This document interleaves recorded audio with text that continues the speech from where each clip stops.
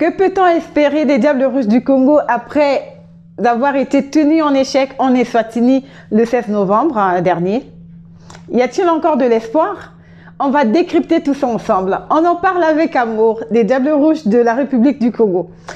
Même si j'ai envie de dire, quand j'écoute, je lis vos commentaires et je vous entends parler, j'ai envie de dire, on en parle avec peine, on en parle avec douleur, parce que tout le monde est déçu.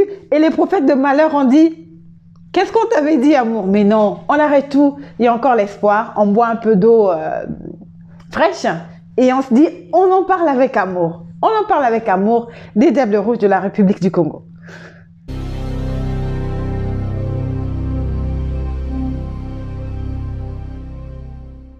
Salut à toutes et à tous, merci de vous abonner à ma chaîne si ce n'est déjà fait et de cliquer sur la cloche de notification.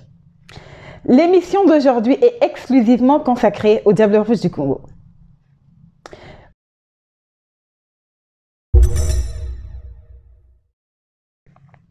Le 13 novembre dernier, tous les espoirs étaient permis quand au stade Massamba Débat, les Diables Rouges du Congo ont remporté leur match face à l'Eswatini. Des buts, une victoire qui a redonné l'espoir au public sportif congolais. Et avec les points glanés, le Congo se retrouvait donc à 6 points, à 3 points, bien sûr, du leader du groupe, le Sénégal, de Sadio Mané. Et c'est donc avec espoir, d'un cœur vaillant, confiant, que les Diables Rouges du Congo ont quitté Brazzaville pour Mbambane, la capitale de l'Eswatini. Et arrivés sur place, alors que le public sportif congolais espérait une victoire, les Diables Rouges du Congo ont été cueillis par cette équipe de l'Eswatini. Ils ont trouvé une résistance farouche de cette sélection de l'Eswatini. Bon, nous tous, on n'a pas compris vraiment ce qui s'est passé. Bon, avant le match, on se sentait tous pas bien, on était un peu trop fatigués. Et vu l'état du pelouse aujourd'hui, c'était pas vraiment agréable. Donc,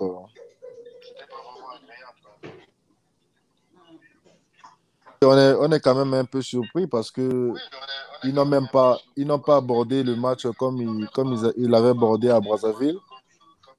Donc, on était surpris vraiment du changement d'équipe qu'ils avaient mis en place, quoi. Est-ce que les joueurs sont conscients de ce qui se passe dans le public, même si les matchs à cause du coronavirus, à cause du Covid, se jouent à huis clos? Ont-ils entendu les échos de la déception du public? La réponse avec Prince Vini Ibarra. En tant que footballeur, on reste toujours positif. On a nos cartes à jouer. Il nous reste 2 matchs contre le Sénégal et la Guinée. Donc, tout est possible. Ce n'était pas facile.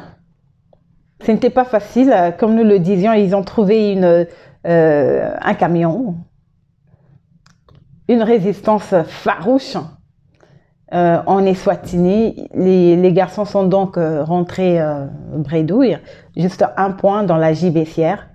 Et il faudra attendre les 2 dernières sorties de ces éliminatoires.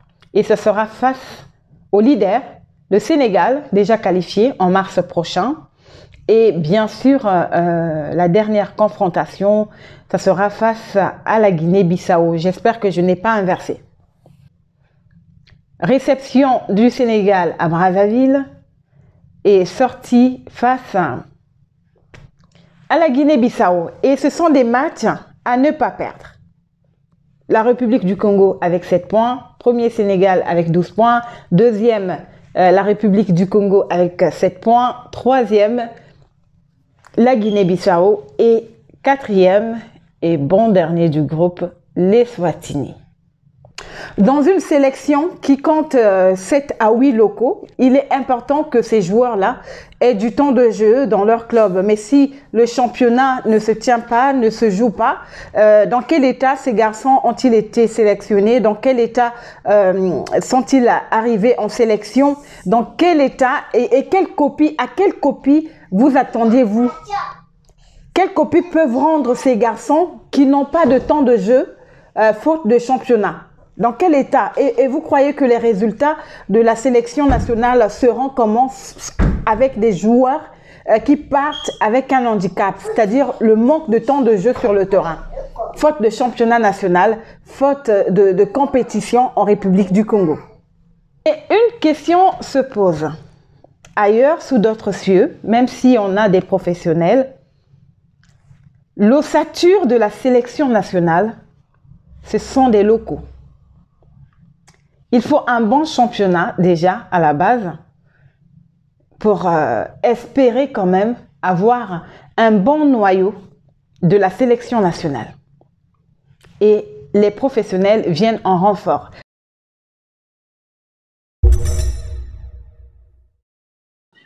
Ouais, je peux dire seulement au peuple congolais que non, de continuer à nous soutenir, de ne pas baisser les bras. Moi, je suis confiant et, et plein de mes coéquipiers, on est confiant que non, on aura notre qualification. On va se battre pour ça. Donc, restons positifs.